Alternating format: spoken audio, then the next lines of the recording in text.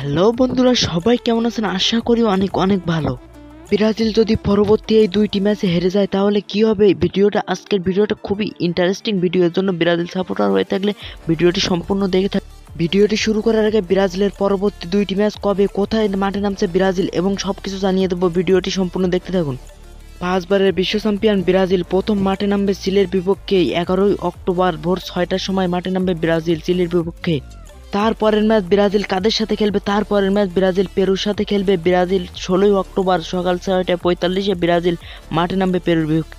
5 বারের বিশ্ব champion Brazil chilli ও পেরুর সাথে এই দুটি ম্যাচ যদি হারে তাহলে কি হতে পারে? ভিডিওটি শুরু করার আগে তোমাদের কাছে একটা রিকোয়েস্ট, তোমরা যারা ফ্রিতে ইনকাম করতে চান তারা এই গ্রুপে জয়েন হন। সবার আগে ফ্রিতে ইনকাম করতে চান, এখন বর্তমান সময় খুবই ইনকাম করছে মানুষ, এবং আপনারা যারা ইনকাম করতে চান তারা আমার এই অফিসিয়াল গ্রুপে জয়েন হন। ডিসক্রিপশন বক্সে লিঙ্ক দেওয়া থাকবে।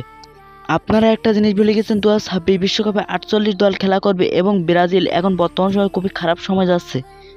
বর্তমান সময় ব্রাজিলের এখন পয়েন্ট টেবিলে 10 পয়েন্ট আছে এবং এই দুটি ম্যাচের আগে ব্রাজিলকে যে কোনো একটি দলের সাথে জিততে হবে, তাহলে পয়েন্ট টেবিলে ব্রাজিল যদি আর দুইটি ম্যাচে হারে তাহলে 2026 বিশ্বকাপ হয়তো ব্রাজিল চান্স পাবে না, কারণ ব্রাজিলের সামনে এখনো 10টি ম্যাচ আছে। 10টি ম্যাচে ব্রাজিল 8টিতে জয় আনতে হবে, এখন ড্র আনতে হবে ব্রাজিল।